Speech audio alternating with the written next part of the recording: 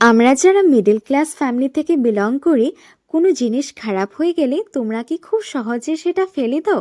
আমার ক্ষেত্রে কিন্তু সেটা একদমই না। কোনো জিনিস যখন আমার খারাপ হয়ে যায় সেটাকে আমি আবার নতুন করে গড়ে তুলি। তারপর সেই জিনিসটার প্রতি আমার দ্বিগুণ ভালোবাসা জন্মায়। এই হারটা আমি আর আমার মা দুজনে অনেকবার পরেছিলাম, আর তার জন্য এটার কালার একদম চলে গিয়েছিল। তাই ভাবলাম এটাকে যদি নতুন করে গড়ে তোলা যায় কেমন হয়। ফেলে দেওয়ার থেকে তো নতুন করে গড়ে তুললে আবার পরতে পারবো, তাই না? তাই এটাকে ভালো করে কোলগেট দিয়ে ধুয়ে নিয়েছিলাম, যাতে কালো যে ভাবটা থাকে সেটা চলে যায়, একদম চকচক করে নিয়েছিল।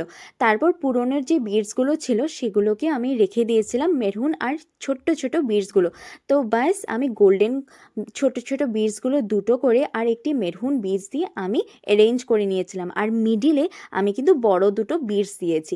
আর তারপর সেম করে দুটো পাশে আমি বানিয়ে নিয়েছিলাম, একদম ঝটপট কিন্তু হয়ে গিয়েছিল। সেই যে মিডল ক্লাস মেন্টালিটিটা থাকে সেটা কিন্তু একদম যায়নি। আর এই বলে না যে অভাবে আবিষ্কারের মূল, ঠিক তাই, ফেলে দেওয়ার থেকে নতুন করে গড়ে তুললে আবার তো পড়তে পারবো, তাই না? এত কষ্ট করে নিজের অর্জনের টাকাগুলো দিয়ে কিনেছিলাম, এত ঝটপট কি আর আমি ফেলে দেব?